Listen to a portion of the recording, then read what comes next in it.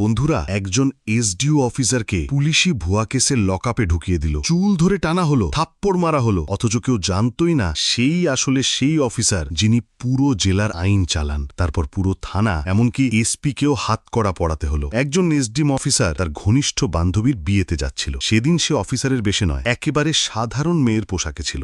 না কোনো সরকারি গাড়ি, না কোনো দেহরক্ষী, শুধু একা নিজের মোটরসাইকেল চালাচ্ছিল এক সাধারণ মেয়ের মতো।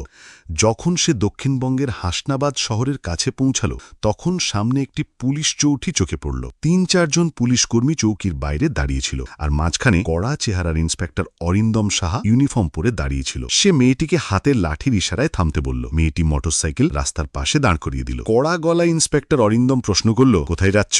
মেয়েটি শান্ত স্বরে উত্তর দিল, বান্ধবীর বিয়ে আছে, সেখানে যাচ্ছি। মেয়েটির নাম ছিল ঈশিতা রায়, বয়স 25, গায়ের রং উজ্জ্বল, তীক্ষ্ণ চোখ, আত্মবিশ্বাসী চেহারা, একজন মার্জিত সুন্দরী মহিলা। ইন্সপেক্টর অরিন্দম তাকে মাথা থেকে পা পর্যন্ত একবার চোখ বুলিয়ে নিল, তারপর ব্যঙ্গ মিশ্রিত হাসি দিয়ে বলল, ওহো হো হো, বান্ধবীর বিয়েতে খেতে যাচ্ছ, বেশ, কিন্তু হেলমেট তোমার বাবা পরে দেবে কেন পরনি? আর মোটরসাইকেলটাও বেশ জোরে চালাচ্ছিলে, চলো এখন চালান হবে। ইন্সপেক্টর চালানের প্যাড বের করতে করতে হেসে বলল। ঈশিতা বুঝে গিয়েছিল এটা নিছক নিয়ম কানুন নয়। ইন্সপেক্টরের নজরটা একদমই ভালো জায়গায় নেই। সে শান্ত কিন্তু দীর্ঘ গলায় বলল, স্যার, আমি কোনো আইন ভাঙিনি। ইন্সপেক্টরের মুখ গম্ভীর হয়ে উঠল। ওহো হো হো, আমাদেরকেই আইন শেখাবে? অনেক চালাকি দেখি, একে শিক্ষা দিতে হবে। সে পাশের কনস্টেবলদের দিকে তাকালো। হঠাৎ ঝট করে ঈশিতার গালে এক চড় বসিয়ে দিল। চড়ের শব্দে আশপাশের মানুষ থমকে গেল।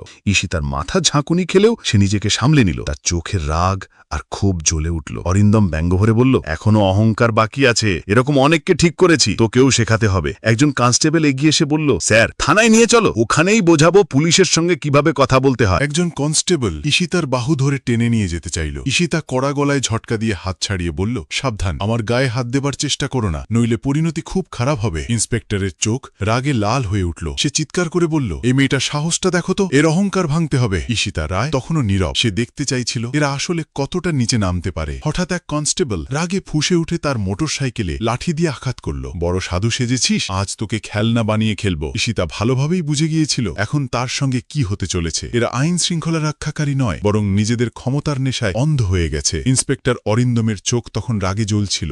সে দাঁত চেপে চিৎকার করে উঠল, তোদের মতো অনেক বুদ্ধিমতী দেখেছি, পুলিশের সঙ্গে বাড়াবাড়ি করবি? আজ এমন শিক্ষা দেব জীবনে মনে লাগবি, চল ওকে থানায় নিয়ে যাও। ঈশিতা তখনও ঠান্ডা মাথায় চুপ করে দাঁড়িয়ে রইল। তার কোনো ইচ্ছেই ছিল না নিজের পরিচয় প্রকাশ করার। সে দেখতে চাইছিল এরা প্রশাসনকে কতটা কলঙ্কিত করতে পারে, কতটা অমানবিক হয়ে উঠতে পারে। অরিন্দম বিরক্ত হয়ে যাচ্ছিল। তার সামনে দাঁড়িয়ে থাকা মেয়েটির নরম সুন্দর গালে সে ইতিমধ্যে চড় মেরেছে। তার চুল টেনে ধরা হয়েছে, বাহু ধরে টেনে নিয়ে যাওয়া হয়েছে, তবুও সে নীরব। না কোনো চিৎকার, না কোনো কান্না, একেবারে মূর্তির মতন দাঁড়িয়েছিল ঈশিতা। অরিন্দমের ভেতরে ফুটতে থাকা রাগ তখন এক অদ্ভুত ক্ষোভে রূপ নিচ্ছিল। সে ভেবেছিল থানায় গিয়ে বুঝে নেবে কিভাবে এই জেদি মেয়েটার অহংকার ভাঙা যায়। চৌকির ইনচার্জ ব্যঙ্গভরা হাসি দিয়ে বলল, দেখছি এখন জিভও শক্ত হয়ে গেছে, থানায় ঢুকলে বুঝবি কতটা চলে তোর। থানায় ঢুকেই অরিন্দম চিৎকার করে বলল, ওরে কোথায় গেলি, চা পানি দিয়ে তাড়াতাড়ি, আজ কিন্তু একটা বিশেষ মাল এসেছে। ঈশিতা তখনও নিশ্চুপ, থানার দেয়াল আর ক্ষোভগুলো দেখছিল। তার চোখে ছিল গভীর পর্যবেক্ষণ।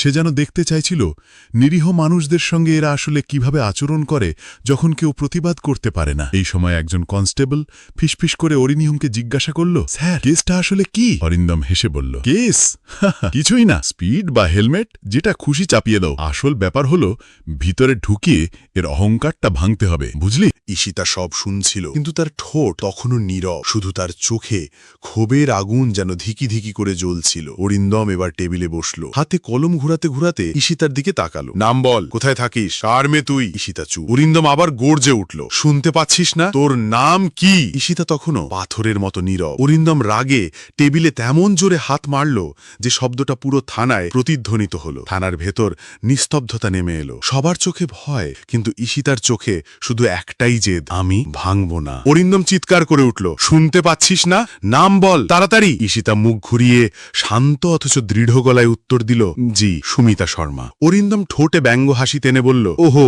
বেশ বুদ্ধিমতী দেখি, মিথ্যে বলতে অভিজ্ঞতা আছে মনে হচ্ছে, কিন্তু মনে রাখিস একটাও ভুল করলে পস্তানোর সুযোগও পাবি না। বেশি চালাকি করলে দাম দিতে হবে। তারপর জোর করে ঈশিতাকে ঠেলে ঢুকিয়ে দেওয়া হলো সেই পচা লকআপে, যেখানে আগে থেকেই দুজন কয়েদি বসেছিল। ভেতর ভেতরে ঢোকার সঙ্গে সঙ্গেই দুর্গন্ধের শ্বাস রুদ্ধ হয়ে আসছিল। তাদের মধ্যে একজন মহিলা তার দিকে তাকিয়ে ফিসফিস করে বলল, বোন, তুই কি অপরাধ করেছিস? ঈশিতা হালকা একটুখানি হাসি দিল, কিন্তু কোনো উত্তর দিল না। সে শুধু নীরবে সবকিছু পর্যবেক্ষণ করছিল। ভেতরে ভেতরে ভাবছিল, যদি একজন এসডিওকেও এভাবে বিনা কারণে লকআপে ঢুকিয়ে দেওয়া যায়, তাহলে সাধারণ মানুষের অবস্থা কতটা ভয়াবহ হতে পারে তা কল্পনাও করা যায় না। সে এক কোণে বসে গেল। তার চোখে ভীষণ তীক্ষ্ণতা। সে শুনছিল, দেখছিল, আর প্রতিটি মুহূর্তের হিসাব নিচ্ছিল। এদিকে ইন্সপেক্টর অরিন্দম নিজের কক্ষে বসে একটা মিথ্যে রিপোর্ট বানাতে লাগলো। কাগজে কলম চালিয়ে বলল, এর ওপর চুরি আর ব্ল্যাকমেলিং এর কেস চাপাও। একজন কনস্টেবল কুণ্ঠিত গলায় বলল, কিন্তু স্যার, প্রমাণ ছাড়া? অরিন্দম হেসে উঠল,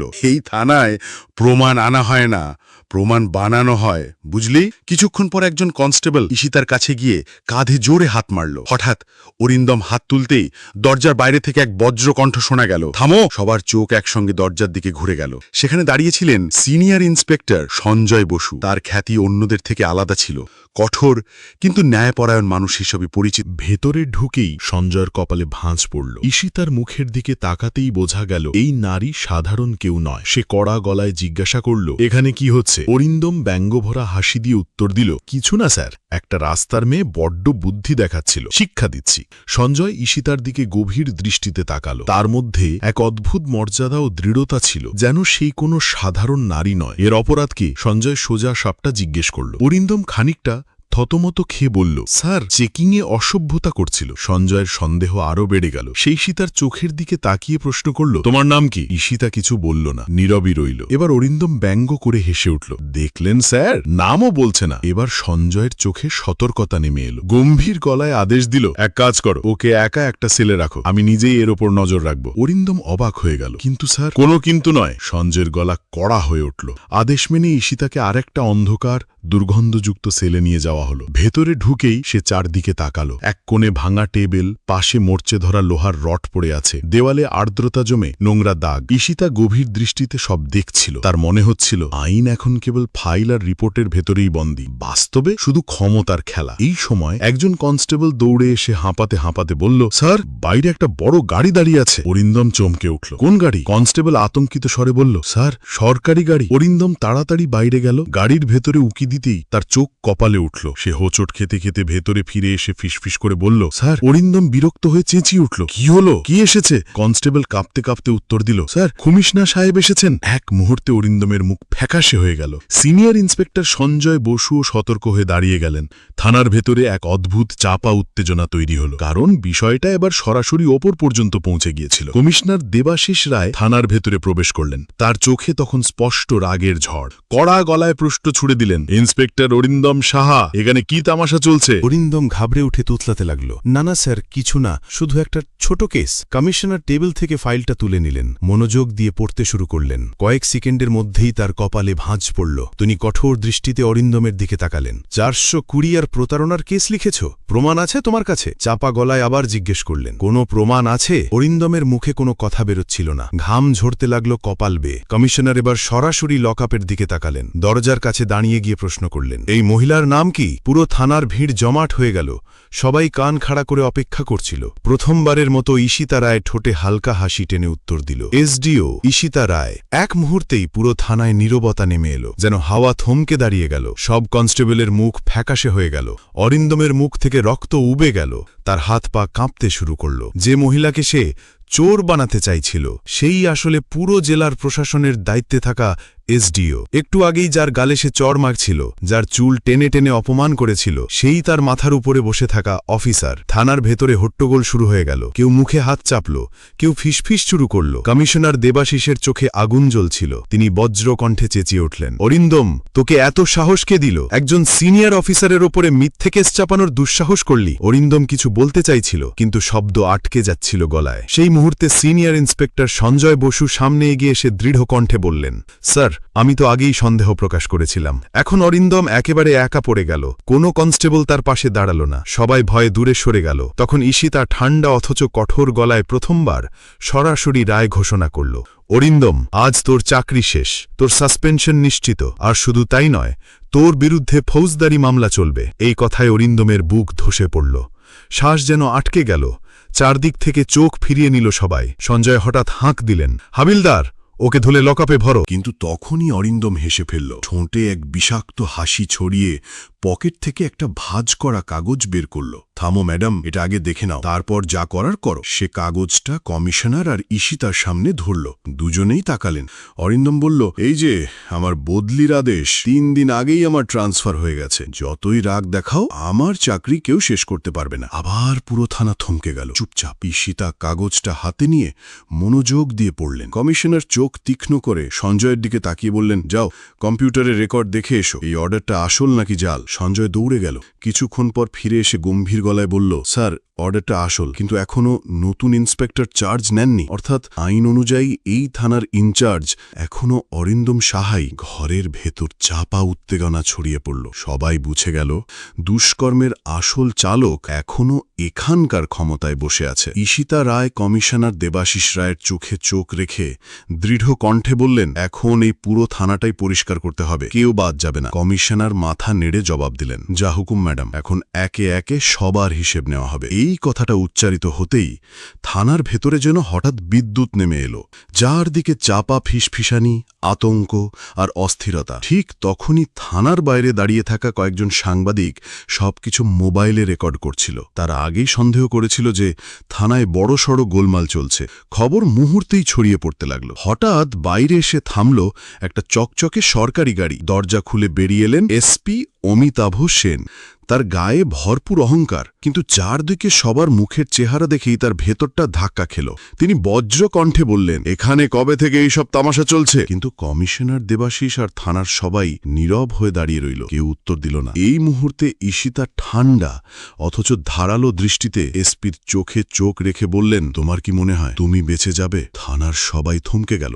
এই প্রথমবার কেউ প্রকাশ্যে এসপিকে এভাবে চ্যালেঞ্জ করল। ঠিক তখনই সিনিয়র ইন্সপেক্টর সঞ্জয় বসু একটা মোটা ফাইল ঈশিতার হাতে দিলেন। ঈশিতা ফাইলটা সামনে ধরে বললেন, নাও দেখো, এতে তোমার সব কুকীর্তির হিসাব লেখা আছে। ঘুষ, মাদক পাচার আর রাজনৈতিক চক্রের সঙ্গেও তোমার নাম জড়িয়ে আছে। ফাইলের পাতাগুলো উল্টাতেই এসপির মুখ থেকে রং সরে গেল, কপাল দিয়ে ঘাম ঝরতে লাগল। কমিশনার হঠাৎ বজ্রকণ্ঠে আদেশ দিলেন, ধরো ওকে, এক্ষুনি গ্রেপ্তার করো। এক মুহূর্তের জন্য পুরো থানায় হতবাক নীরবতা নেমে এলো। কেউ যেন বিশ্বাসই করতে পারছিল না যে এত বড় একজন অফিসারকে প্রকাশ্যে গ্রেপ্তার করা হচ্ছে। কিন্তু কয়েকজন কনস্টেবল এগিয়ে এসে এসপিকে ঘিরে ফেলল। অমিতাভ চিৎকার করল, তোমরা জানো আমি কে? ঈশিতা শান্ত কণ্ঠে উত্তর দিলেন, আজ থেকে সবাই জানবে তুমি আসলে কে। এই কথার সঙ্গে সঙ্গেই হাত কড়া পড়ে গেল এসপির হাতে। গ্রেপ্তারের খবর মুহূর্তের মধ্যেই সোশ্যাল মিডিয়া আর নিউজ চ্যানেলগুলোতে ছড়িয়ে পড়ল। পুরো জেলা জুড়ে ঝড় বইতে শুরু করল। খবর দিল্লি পর্যন্ত পৌঁছে গেল। মুখ্যমন্ত্রী নিজে নির্দেশ দিলেন, যত অফিসার, নেতা বা পুলিশ এই গোলমালে জড়িত কাউকে ছাড়বে না, একে একে সবাইকে ভেতরে ঢোকাও। মাত্র 2 দিনের মধ্যে হাসনাবাদ জেলা কেঁপে উঠল। 30-এরও বেশি পুলিশ অফিসার, 7-এরও বেশি বড় অফিসার আর কয়েকজন প্রভাবশালী রাজনৈতিক নেতা গ্রেপ্তার হল। পুরো জেলার হাওয়া পাল্টে গেল। এখন রাস্তায় রাস্তায়, চায়ের দোকানে মানুষের মুখে শুধু একটাই নাম, এসডিও ঈশিতা রায়। তার সততা, সাহস আর ন্যায়ের প্রতি দায়বদ্ধতা পুরো সিস্টেমটাকেই নেড়ে দিয়েছিল। মানুষ বুঝল ক্ষমতার চেয়েও বড় জিনিস হল সত্য। আর পুলিশ প্রশাসনের ভেতরে একটা নতুন ভয় জন্ম নিল, যেই হোক না কেন এখন কেউ আর আইনের ঊর্ধ্বে নয়। ঈশিতা রায় তার কাজ শেষ করেছিলেন। তিনি প্রমাণ করেছিলেন, যদি মন পরিষ্কার থাকে আর ন্যায়কে আঁকড়ে ধরা যায়, তাহলে একা একজন মানুষও পুরো সিস্টেম পাল্টে দিতে পারে। বন্ধুরা, আমাদের আজকের গল্প এখানে শেষ। যদি ভিডিও ভালো লাগে তবে লাইক, শেয়ার অ্যান্ড সাবস্ক্রাইব করে আমাদের পাশে থাকুন।